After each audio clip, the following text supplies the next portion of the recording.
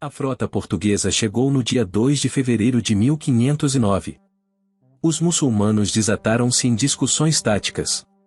A frota era constituída de 6 carracas mamelucas e 6 galiotas, 4 carracas de Gujarati, fustas de Ayaz, agora reduzidas a 30 e cerca de 70 embarcações de Calicut. Tinham 4 a 5 mil homens, todos aninhados dentro da foz do rio. O capitão Hussain queria lutar com o inimigo logo cedo. Ayaz via como desculpa para os mamelucos fugirem caso tivesse um resultado ruim. Defendia lutar dentro do rio nos moldes de Shaul, assim teria apoio para sua própria retirada para a cidade. Com a mensagem ameaçadora de Francisco, Ayaz não queria comparecer à batalha. Mentiu que teve compromissos urgentes, mas foi desmascarado por Hussain. Após um duelo de artilharia, Ayaz ganha após e lutariam no rio, mas Ayaz agora era obrigado a participar da batalha. O governador poderia levantar as correntes de ferro, que dariam um grande imprevisto aos portugueses, mas esta ação poderia acarretar em uma ira ainda maior para Francisco e sua tática de paz com o vice-rei estaria comprometida. Estes impasses deixavam a situação muçulmana cada vez mais desconfortante. Os navios foram alinhados com a proa voltada para a frente do porto. Primeiro as carracas de Hussain, depois os navios de Gujarati. As fustas e embarcações leves iriam recair sobre os portugueses por trás. Presumia-se que o inimigo iria abordar aos moldes da tática de Lourenço, com fome de honra e cavalheirismo. No lado português, Francisco enfatizava: fiquem certos de que, conquistando esta frota, vamos conquistar a Índia. Ele queria ter a honra de abordar o navio de capitania de Hussain, mas os capitães relembraram o grande problema que este ato se deu com Lourenço. Seria melhor controlar a batalha pelo navio de capitania, a fraude Lamar, deixando outros navios para a complicada tarefa. Perceberam que o fogo de canhões seria fundamental para a tarefa, tinham arqueiros e atiradores nas gávias e material para reparos e combate a incêndios e avarias em locais fáceis. As carracas lutariam contra carracas, galiotas contra galiotas e a fraude Lamar bloquearia manobras de contra-ataque e flancos. Haviam aprendido com a grande derrota. Na madrugada de 3 de fevereiro, os navios esperavam a brisa e a maré para avançar. O vice-rei enviou para cada capitão uma mensagem que dizia para os homens esperarem o sinal para o avanço: os homens devem se lembrar da paixão de Cristo e tomar cuidado ao abordarem os navios muçulmanos, pois eles podem atear fogo nos navios e levarem os portugueses juntos à morte. Logo em seguida, uma pequena fragata passou e um embaixador adentrava nos navios com uma mensagem que levava o espírito de cruzada dos portugueses, pois os turcos saíram de Meca para causar dano à fé de Cristo e contra o reino do Senhor de Portugal. Prosseguia sobre os acontecimentos de Shaul e a trágica morte de Lourenço e seus bravos homens, assim como não era apenas uma vitória séria que Portugal buscava e sim a aniquilação do inimigo. Depois que o arauto lia a mensagem, surgia a recompensa. Cavaleiros seriam elevados a grau de alta nobreza, os condenados teriam abatimento na pena, e escravos seriam libertos. Não há registros do lado muçulmano, mas provavelmente seria um discurso voltado à visão de martírio islâmico em nome de Deus. O fraude Lamar dispara um tiro para sinalizar o avanço.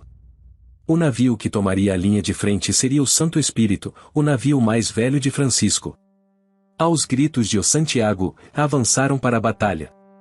A primeira saraivada varreu os homens do convés. 10 mortos.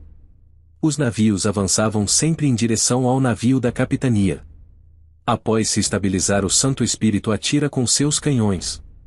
Um buraco ao lado do navio de Hussain foi aberto. A água adentrou e este afundou. Carracas estavam lutando entre si. A posição de defesa islâmica deixava os navios deveras expostos. Os portugueses adotavam a tática de atirar a queima-roupa e depois abordar. O sol foi obscurecido e os cronistas escrevem que uma infinidade de flechas atravessavam os céus, fumaça e o fogo eram tão espessos que ninguém conseguia ver nada. Ademais, diziam que parecia ser o dia do juízo final. Cristãos clamavam a Deus, Cristo e a Virgem Maria, e hindus aos seus deuses e muçulmanos a Alá. Hussain tinha bons artilheiros, muitos deles renegados europeus, mas a posição estática comprometia sua efetividade, sem contar na falta de experiência de luta. Os homens que ficavam no convés esperando a forte colisão do Santo Espírito estavam ansiosos. Quando o momento chegou, pularam antes dos navios estarem amarrados e abriram caminho pelo convés com luta. Nuno Vaz Pereira liderava os homens. Arqueiros mamelucos alvejavam a infantaria. Tudo indicava que o navio de Husayn seria tomado quando uma segunda embarcação aborda o navio. Os homens tiveram de recuar. Momentos antes atacavam, agora defendiam. A iniciativa mudou mais uma vez quando o Rei Grande bateu no navio da capitania do outro lado de Husayn e tomavam fôlego para mais um avanço. No calor da batalha, Nuno Vaz, sentindo um calor insuportável, retirou parte da proteção da garganta para respirar e imediatamente foi atingido por uma flecha na garganta. O pequeno Conceição tentou abordar uma carraca amurada e 22 homens pularam a bordo, incluindo o Perucão, mas o capitão do navio passou direto. Os homens ficaram isolados. Quando o Peru tentou avançar pela portinhola, foi imediatamente decapitado. Os homens ficaram nas amuradas se segurando até outro navio resgatá-los. O São João bateu com tal força que recuou e apenas 5 homens adentraram no navio mameluco. Estavam ilhados e lutaram até o porão. 3 morreram com flechas e 2 mortalmente feridos. Encontramos quase mortos quando o navio foi finalmente tomado. Guerreiros como Antônio Carvalho, Gomes Ocheira Dinheiro, foram nomes de homens que lutaram bravamente naquele dia. A infantaria mameluca, treinadora e mais ágeis, eram menos pesados que a armadura europeia, entretanto, a cota de malha mameluca protegia bem menos. Os islâmicos ainda contavam com a força núbia e abissínia de arqueiros, muito ágeis. O poderio que Portugal possuía com a artilharia, os árabes tinham com o arco. Inclusive Francisco sofreu ferimento por flechas. A maioria dos homens de Ayaz não eram profissionais. Enquanto os mamelucos de Husayn lutavam bravamente e eram profissionais, mas não eram páreos para a força portuguesa. Inclusive, Ayaz assistia à batalha de Na Praia, enquanto Husayn tentava salvar o dia. A batalha se desenvolvia em uma voraz luta. Navios eram abordados, explodiam e não tinham perspectiva de salvação. Escravos eram mortos e os árabes combatiam até o último homem. Francisco assistia à batalha no navio da capitania, com um poder de fogo ameaçador. Ocorre que a Frau de Lamar não era um navio novo e possuía 8 anos. Vazava e exigia bombeamento contínuo. Em uma ocasião, quando todos os canhões atiraram, as 400 toneladas quase se desfizeram, de tão violenta que foi o impacto.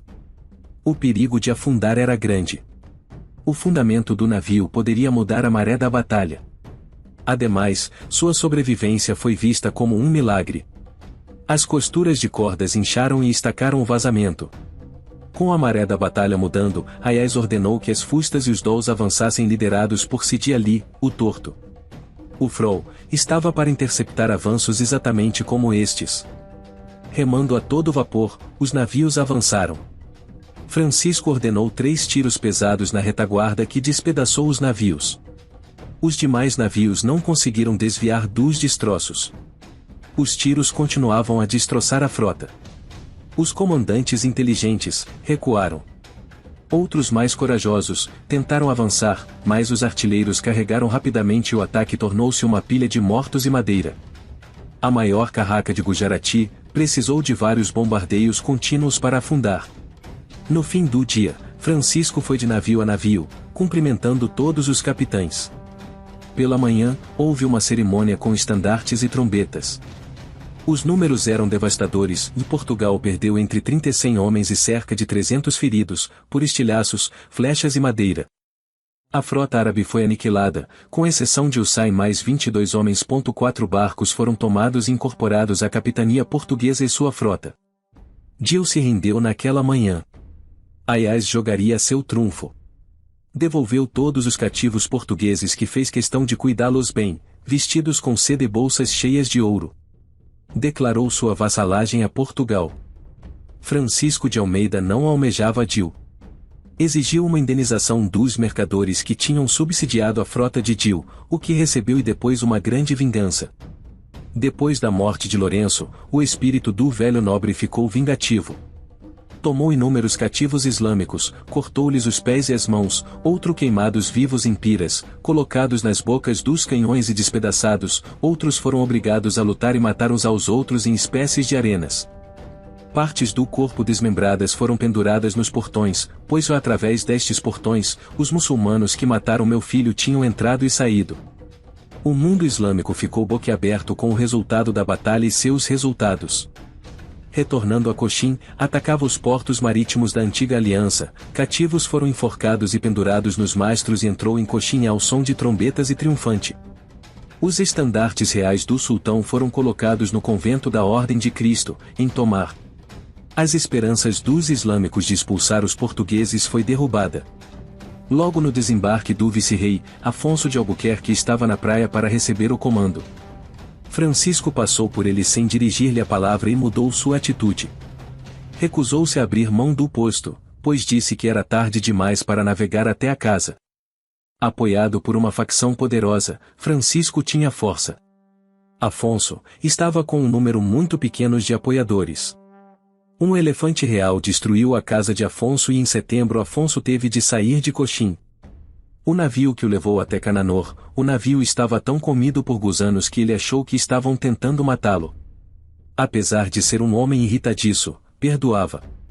Quando João da Nova, homem que ele insultou arrancando-lhe a barba morreu, na pobreza, Afonso pagou-lhe o enterro e as honrarias. Tudo foi resolvido com a chegada de Fernando Coutinho, marechal de Portugal e com atos de total fé pública. Trouxe Afonso de volta de Cochin e restituiu Francisco. Era tempo de voltar para Portugal e enfrentar a insatisfação e desconfiança do rei. Um vidente havia previsto que Francisco morreria antes de atravessar o Cabo da Boa Esperança. Assim, começou a escrever seu testamento caso realmente acontecesse. Deixou esmolas para prisioneiros, libertou seus escravos, um grande diamante para o rei, dinheiro para seus criados e funcionários. Passou o cabo sem incidentes, mas entretanto foi morto em uma batalha sem sentido contra os Khoikhoi, na Baía da Mesa, provavelmente após uma disputa por tomar gado. Provavelmente houve uma emboscada. 50 homens morreram naquele dia, inclusive uma dúzia dos veteranos de Dil, que eram nobres e capitães, que voltavam para casa para se aposentarem da vida na Índia. Há um epitáfio de Francisco de Almeida em uma igreja em Portugal, daqui jaz Dom Francisco de Almeida, vice-rei da Índia, em que nunca mentiu nem fugiu. Entretanto, seus restos mortais estão enterrados em uma sepultura perdida pelo litoral africano. E assim terminam os dias de Dom Francisco de Almeida, nobre, primeiro vice-rei da Índia e pai de Dom Lourenço de Almeida, devidamente vingado na grande vitória de Dil.